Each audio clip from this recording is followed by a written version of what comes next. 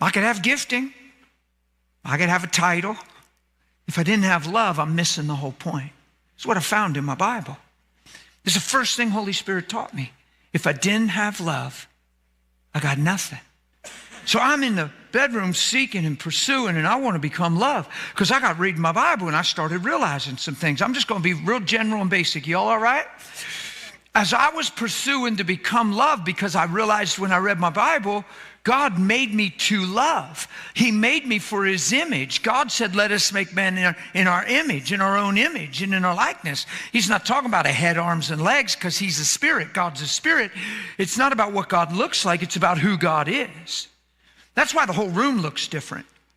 Because God didn't make us to look like him. God made us to be like him. Not to look like him in the sense of appearance.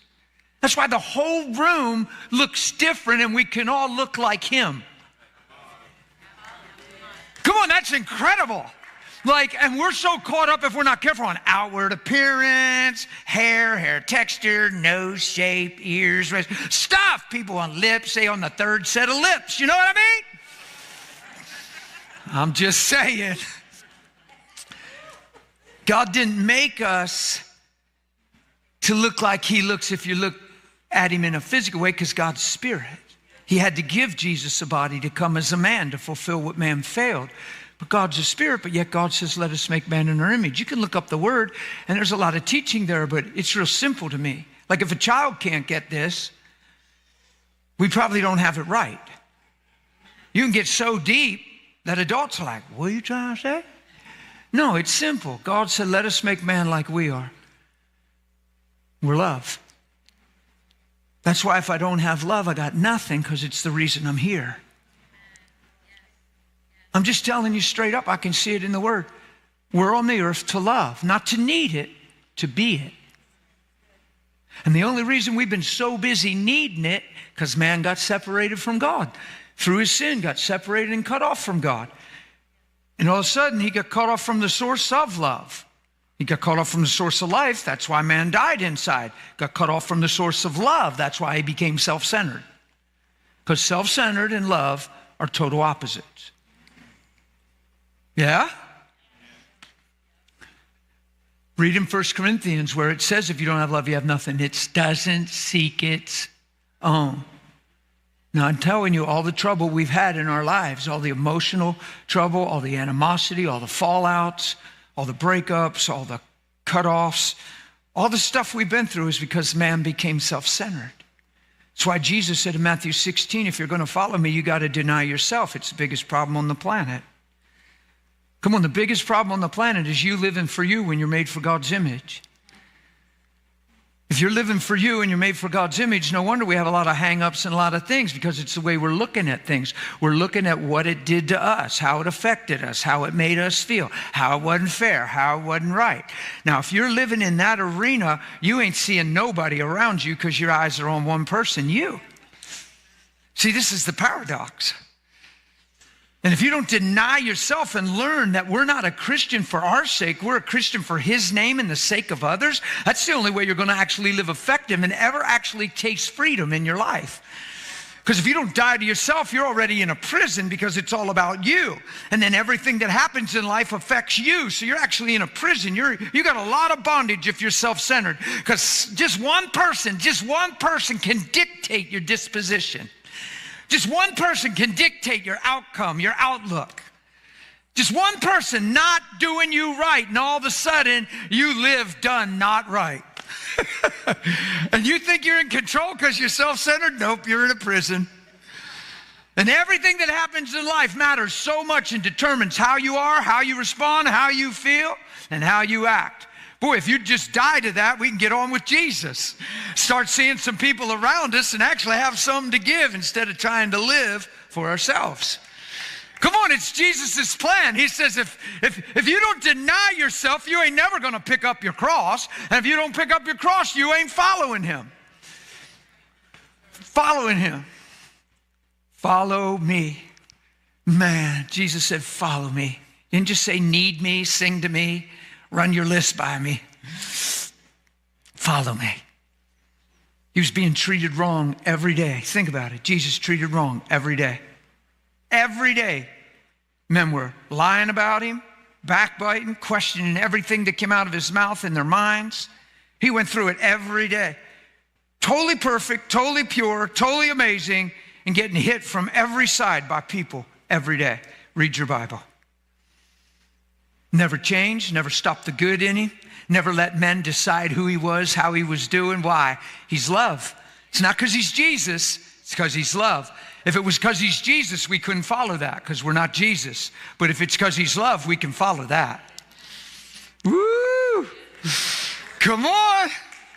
We can follow that.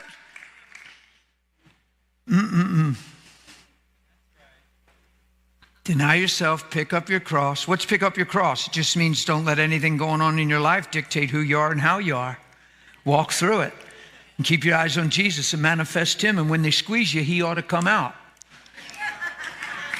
Come on, if you squeezed an orange, what would you get? Orange juice. If you took that orange and split it this morning and put it on that little Pampered Chef little ridgy thing and get all the, pour it in the cup and drank it and it was apple juice, you'd spit it right in the cup. If you squeezed an orange and got apple juice, that'd be weird, wouldn't it? So why isn't it weird when you squeeze a Christian and you get everything but Christ? That should be super weird. It should be really weird to us to squeeze us and not get Christ. But if you're not alive for his great name and you're just alive for your own well-being, you'll probably get you when you get squeezed. If you're in this for you, it's probably you that comes out in pressure. Let me just say it this way. If you've been done wrong and you're living done wrong, then it'd be really good to hear and take heed to what I'm saying. If your story is all about what you've been through instead all about what he's been through to give you new life, new attitude, a new way, a new reason for being, come on, he makes things new. You don't put old wine in a new wineskin.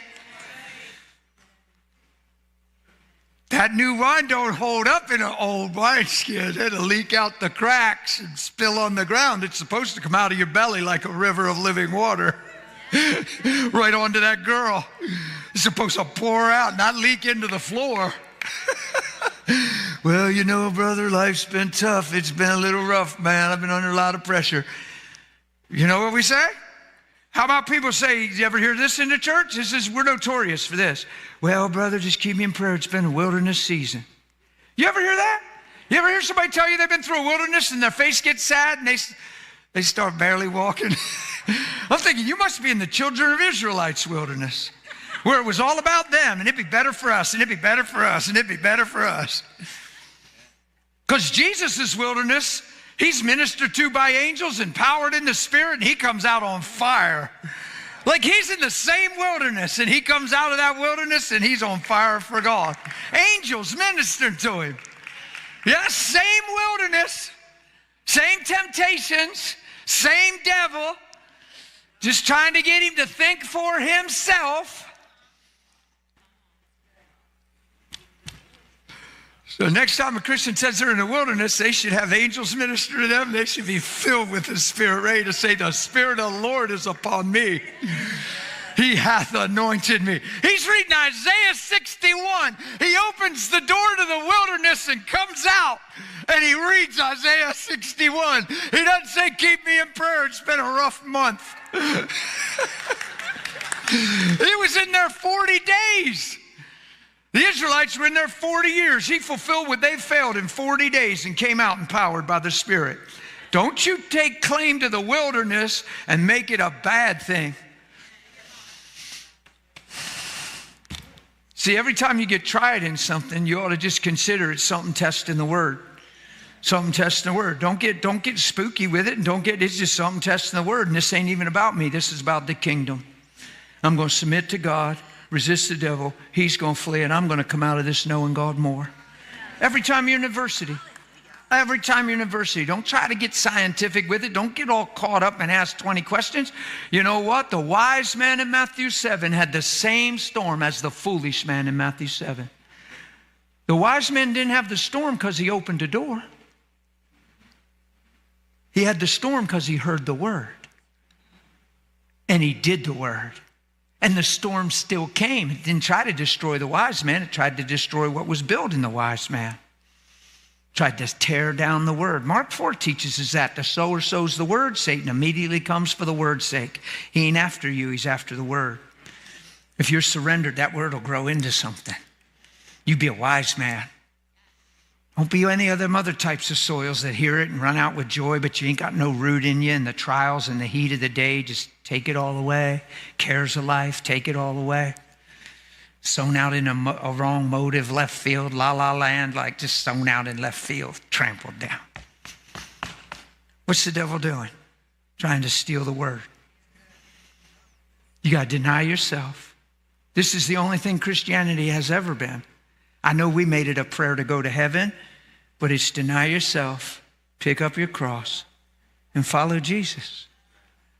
And Jesus is like an amazing expression of loving the world and not being of it, but loving the people, laying down his life. I mean, Jesus is every day walking through it and never changing. He let men hit him. And you think I'm going to be offended because you said something? He let men hit him. Why am I talking about this at a city quake? Because if you don't live this way, you'll never be confident and be filled up and feel powered up to even notice the people around you, let alone feel like you have anything to give them. You'll feel like you're just always barely making it, if you even feel like you're making it. And that's the lie of self-focus. That's the lie of not living surrendered. That's the lie of making it all about me and what I get from him instead of what I become because of him. I don't come to God for what I can get from him. I want to be more like him because he made me for his image. And if I don't have love, I got nothing, and I'm missing the whole point. 1 Timothy 1:5 says the goal of our instruction is love. Flows out of a pure heart, a sincere and a clear conscience, and a sincere and childlike faith. The pure heart and the clear conscience go hand in hand. You violate the heart, you'll violate the conscience. You violate the conscience, you'll shipwreck the faith. It's a sequence. Are you all with me?